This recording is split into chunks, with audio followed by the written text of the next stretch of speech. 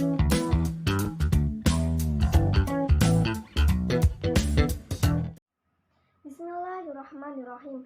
Assalamualaikum warahmatullahi wabarakatuh. Kami, mahasiswa Prodi Manajemen Fakultas Ekonomi Universitas Wahid Hasim Semarang. Video ini dibuat untuk menyelesaikan salah satu tugas mata kuliah Bank dan Lembaga Keuangan dengan dosen pengampu Bapak Muhammad Ulin H. SEMM. Kami, kelompok 7 yang terdiri dari 6 anggota yang masing-masing bekerja sama dalam menyelesaikan tugas ini. Oke, langsung saja kita ke video presentasi dari kelompok kami. Untuk materi pada video presentasi kelompok kami sudah kami kirimkan ke grup kelas, atau bisa klik link pada deskripsi video di bawah ini. Sebelumnya, izinkan kami untuk memperkenalkan diri. Yang pertama, saya sendiri, Siti Maisaroh dengan NIM 2010101131 sebagai moderator. Kemudian, Mutia Aulianisa dengan NIM 2010101119 sebagai pemateri pertama. Kemudian Muhammad Rizky Maulana dengan NIM 2010101180 sebagai pemateri kedua. Kemudian Brenda AP dengan NIM 2010101187 sebagai pemateri ketiga. Kemudian Hanif Rojan Mardani dengan NIM 2010111055 sebagai pemateri keempat. Kemudian Dimas Dwi Herlambang dengan NIM 2010101152 sebagai pemateri kelima.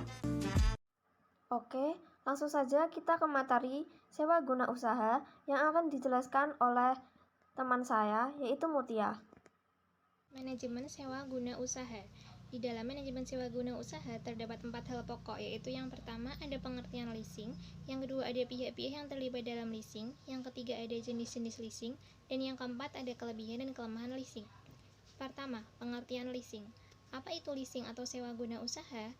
Leasing atau sewa guna usaha adalah suatu bentuk kegiatan pembiayaan alat atau barang modal berupa hak opsi atau tanpa hak opsi yang dimanfaatkan untuk nasabah dalam kurun waktu tertentu, yang mana pembayarannya dilakukan secara dicicil atau angsuran.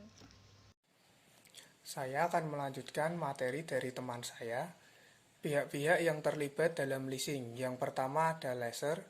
Lessor adalah perusahaan leasing atau pihak yang memberikan jasa pembiayaan kepada pihak leasing dalam bentuk barang modal. Yang kedua ada lessee, perusahaan atau pihak yang memperoleh pembiayaan dalam bentuk barang modal dari lessor. Yang ketiga ada supplier, perusahaan atau pihak yang mengadakan atau menyediakan barang untuk dijual kepada lessee dengan pembayaran secara tunai oleh lessor. Yang keempat ada bank. Bank dalam suatu perjanjian atau kontrak dengan leasing, pihak bank atau kreditor tidak terlibat secara langsung dalam kontrak tersebut.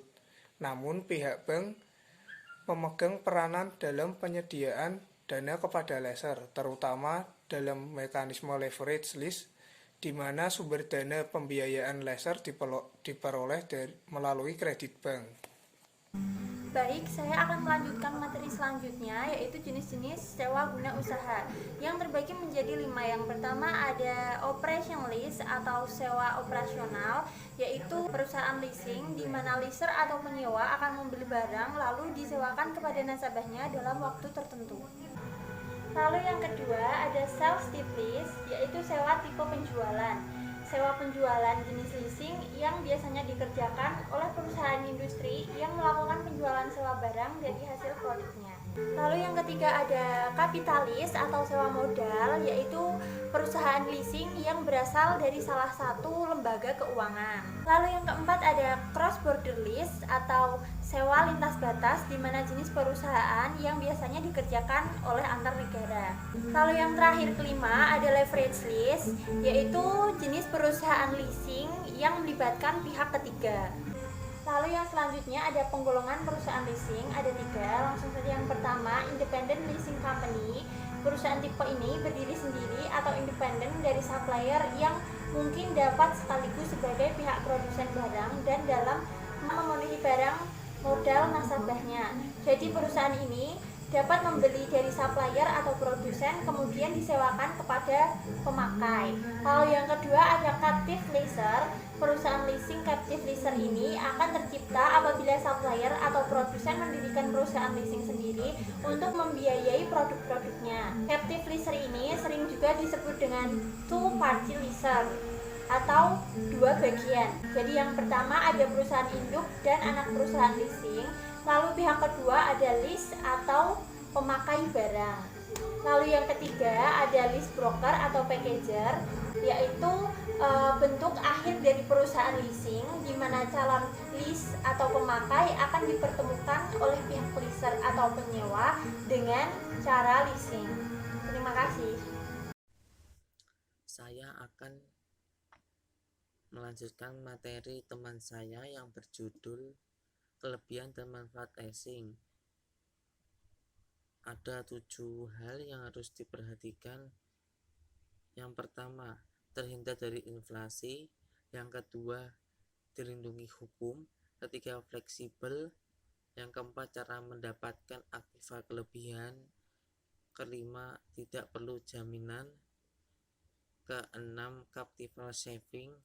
Ketujuh, pelayanan cepat. Secara umum, tujuan leasing adalah untuk memberikan akses atau kemudahan kepada masyarakat, terutama dalam memiliki barang modal, sekalipun harga barang tersebut terbilang tinggi.